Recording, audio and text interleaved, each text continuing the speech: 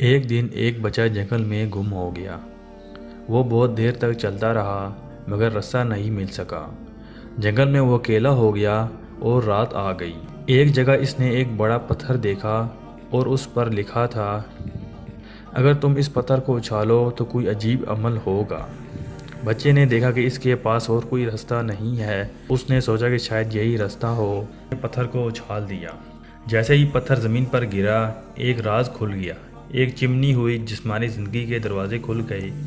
بچہ وہاں داخل ہوا اور دیکھا کہ وہاں ایک قدیم راز پوشیدہ تھا۔ وہاں ایک مغرب کی طرف کمرے میں ایک تخت بھی تھا جس پر ایک قدیم سونے کا تاج تھا۔ بچے نے تاج اٹھایا اور سوچا کہ اگر میں اسے ساتھ لے کر جاؤں تو میری دولت میں اضافہ ہو جائے گا۔ لیکن جیسے ہی اس نے تاج اٹھایا، ایک ماں آئی اور بچے کو گھر لے گئی۔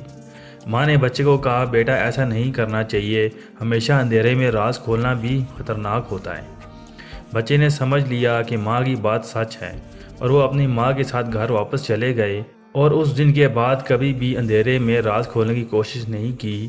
یہ کہانی ہمیں یہ سکھاتی ہے کہ کبھی کبھار چیزیں جو ہمیں دکھائی دیتی ہیں حقیقت میں وہ نہیں ہوتی، اور کبھی کبھار جب ہم ان پر دستک دیتے ہیں ہمارے لیے مشکلات پیدا کرتی ہیں۔